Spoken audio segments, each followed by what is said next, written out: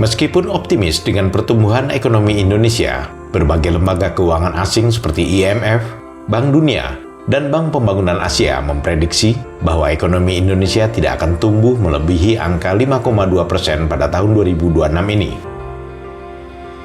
Angka 5,2% itu berasal dari Bank Pembangunan Asia atau Asian Development Bank melalui laporannya dalam Asian Development Outlook yang dirilis pada bulan April 2026.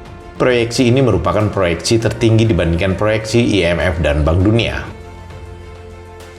Dana Moneter Internasional atau International Monetary Fund (IMF) memasok angka 5% untuk pertumbuhan ekonomi Indonesia tahun ini, seperti yang dikemukakan melalui World Economic Outlook yang juga dirilis pada bulan April 2026. Tetapi proyeksi paling parah dan paling sadis berasal dari Bank Dunia atau World Bank, seperti yang tercantum dalam dokumen East Asia Pacific Economic Update yang dirilis pada bulan yang sama.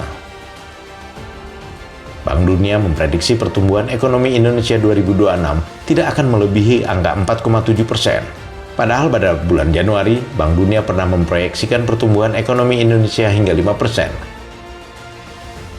Proyeksi lembaga-lembaga keuangan internasional yang disebut Menteri Keuangan Purbaya Yudi Sadewa sebagai kutukan pertumbuhan 5% itu ternyata meleset dari perkiraan mereka. Badan Pusat Statistik BPS dalam laporan terbarunya menyebutkan bahwa produk domestik bruto atau PDB Indonesia justru tumbuh sebesar 5,61% secara tahunan atau year on year pada triwulan pertama 2026. Pertumbuhan PDB itu identik dengan pertumbuhan ekonomi secara keseluruhan. PDB Indonesia atas dasar harga berlaku atau ADHB pada triwulan pertama 2026 mencapai 6.187,2 triliun rupiah.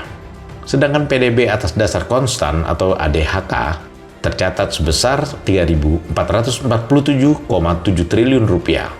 Capaian ini menempatkan Indonesia pada peringkat pertama dalam daftar sementara pertumbuhan ekonomi negara-negara G20.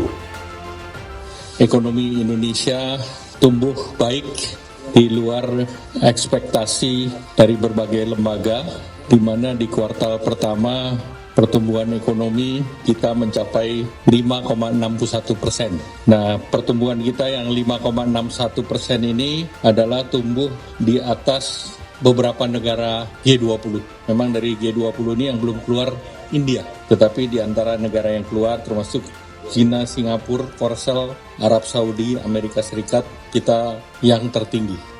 Beberapa negara anggota G20 telah mengumumkan angka pertumbuhan ekonominya untuk triwulan pertama 2026. Pengumuman yang dikeluarkan pada 5 Mei itu menunjukkan bahwa pertumbuhan ekonomi Indonesia berada di atas Republik Rakyat Tiongkok yang hanya mencapai 5%.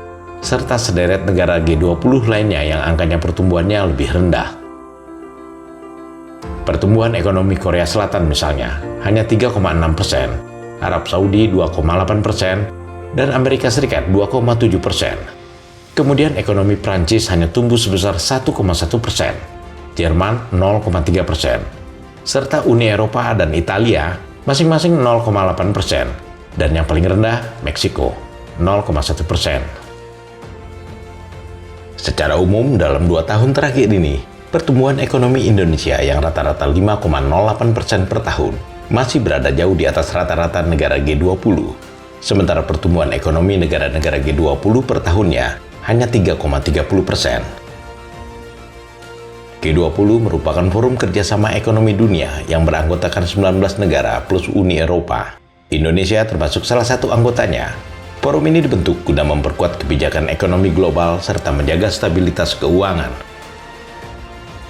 Tumbuhnya ekonomi Indonesia yang mencapai 5,61% pada kuartal pertama 2026 bukan sesuatu yang datang tiba-tiba. Pemerintah telah mengkondisikan hal itu melalui berbagai kebijakan sejak awal tahun. Di antaranya berupa stimulus ekonomi pada bulan Ramadan serta Idul Fitri dan pencairan tunjangan hari raya atau THR serta bonus-bonus lainnya. Kebijakan stimulus itu mendorong tumbuhnya konsumsi rumah tangga sebesar 5,52%, yang sekaligus menjadi kontributor utama pertumbuhan ekonomi. Faktor pendukung lainnya adalah meningkatnya belanja pemerintah, termasuk belanja untuk program makan bergizi gratis atau MBG.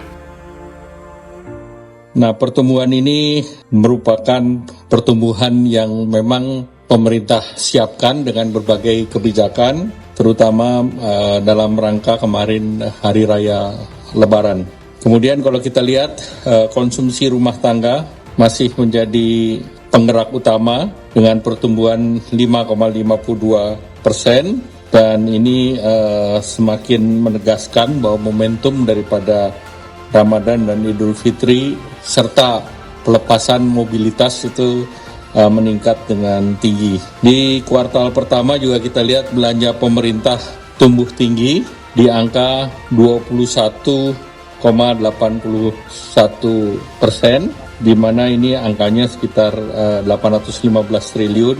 Ini di atas rata-rata historis dan tentu ini didorong oleh beberapa program belanja kementerian lembaga termasuk MBG sampai dengan Maret 51 triliun. Kemudian stimulasi daripada diskon tarif, THR, dan untuk ASN realisasi sebesar 51,65 triliun, serta dari pihak swasta maupun ojol.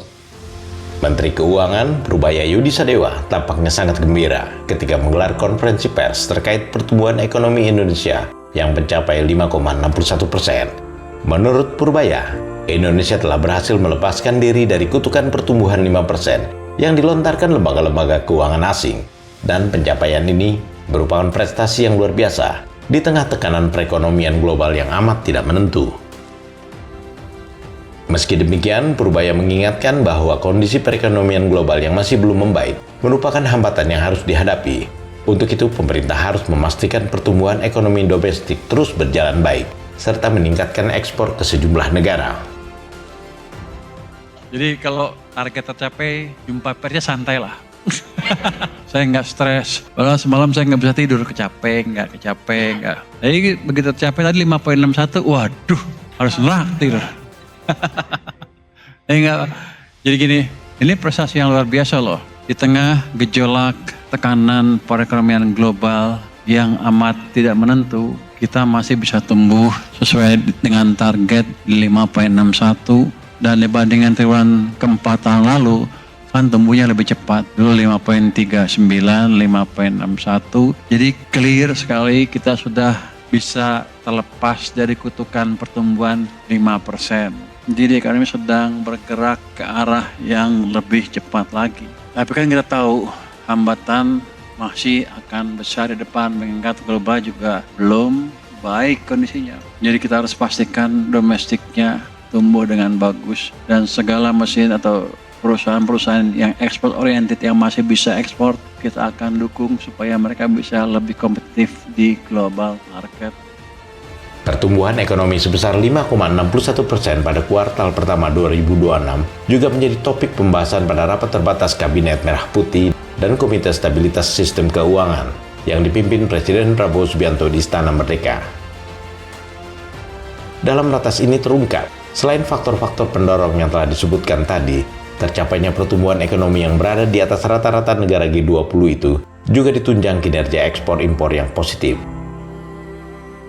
Faktor lainnya adalah tingginya tingkat kepercayaan masyarakat terhadap sistem keuangan yang ditandai dengan tumbuhnya dana pihak ketiga sebesar 13,55%, serta pertumbuhan kredit sebesar 9,49%. Dan pemerintah berhasil menekan inflasi di angka 2,42%. Untuk menjaga momentum pertumbuhan ekonomi ini, pemerintah mengeksekusi beberapa langkah strategis, seperti penerbitan Panda Bond di Tiongkok, mengurangi ketergantungan pada dolar Amerika, serta peluncuran stimulus tambahan pada triwulan kedua untuk mendorong aktivitas ekonomi masyarakat dan dunia usaha.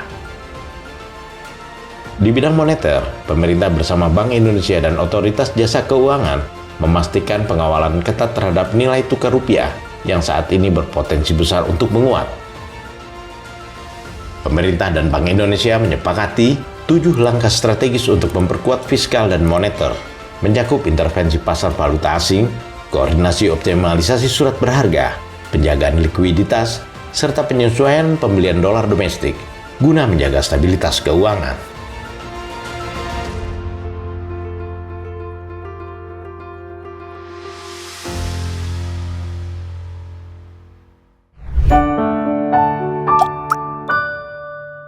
Men of our time.